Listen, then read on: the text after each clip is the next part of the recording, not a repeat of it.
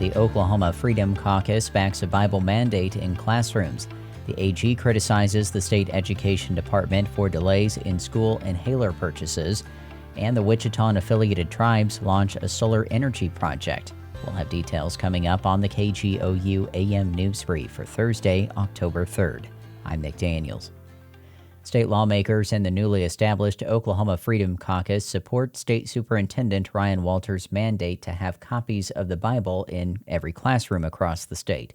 State Capitol reporter Lionel Ramos reports caucus leadership says the Bible is a historical document essential to understanding the nation's start. Shawnee Republican Senator Shane Jent chairs Oklahoma's Freedom Caucus. He says the Bible is meant to be a historical reference in classrooms to underscore what he calls the most influential document in the country's founding. It is impossible to fully comprehend the mind of the framers of the Constitution and consequently the constitutional republic that they created without understanding what was the underlying foundational document, motivation, and inspiration from which they drew. Jett describes his thinking as, quote, constitutional conservatism and an essential component to the Freedom Caucus's positioning on policy. He says a second component is maintaining a small government, but that, he says, requires the moral self-regulation of individuals in society, which only Christianity can teach in a way the nation's founders intended. I'm Lionel Ramos.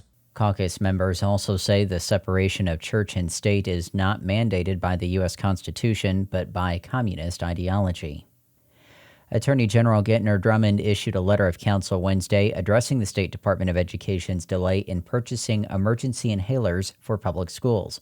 Our own Spencer Plato reports the state superintendent requested the Attorney General weigh in. Legislation from July of 2023 appropriated $250,000 to the State Department to purchase emergency asthma inhalers for public schools. OSDE waited 7 months to start the process, causing frustration for legislators. In August, the department announced that instead of directly acquiring the inhalers at a bulk rate, school districts must purchase the inhalers and request reimbursement. Drummond says the State Department must work with the Office of Management and Enterprise Services to determine the purchasing method for the inhalers and admonished it for waiting more than a year to ask for guidance and changed the method of sourcing multiple times. He says installing these roadblocks to life-saving medication reflects, quote, a lack of understanding of basic purchasing procedures at a minimum, and perhaps a disingenuous unwillingness to act. I'm Spencer Plato.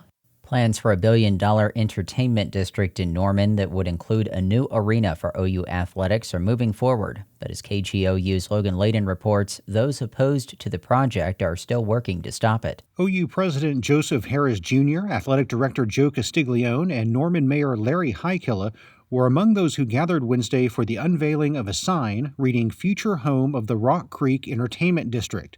The Norman City Council narrowly approved the project, establishing a tax increment financing district in a 5-4 vote last month. Even as the project moves ahead, so does opposition to it and the way it's funded. There's an ongoing petition drive to bring the issue to a vote of the public in Norman. Petitioners have until October 18th to gather more than 6,000 signatures. If successful, an election could come in February of next year. I'm Logan Layden. The Wichita and affiliated tribes is undertaking a solar energy project with a newly announced U.S. Department of Energy grant.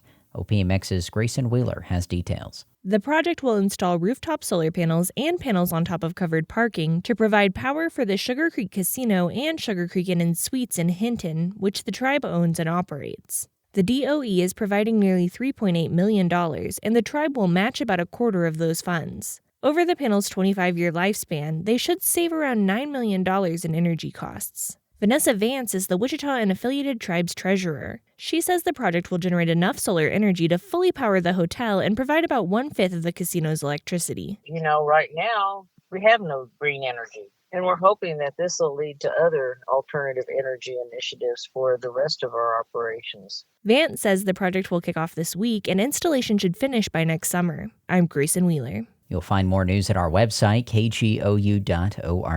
We also invite you to follow the KGOU PM News Brief podcast. The candidates for November are set. I know Donald Trump's type. Between now and Election Day, we are not going back. A campaign season unfolding faster. Kamala Harris is not getting a promotion Than any in recent history. Make America great again. Follow it all with new episodes every weekday, on the NPR Politics Podcast.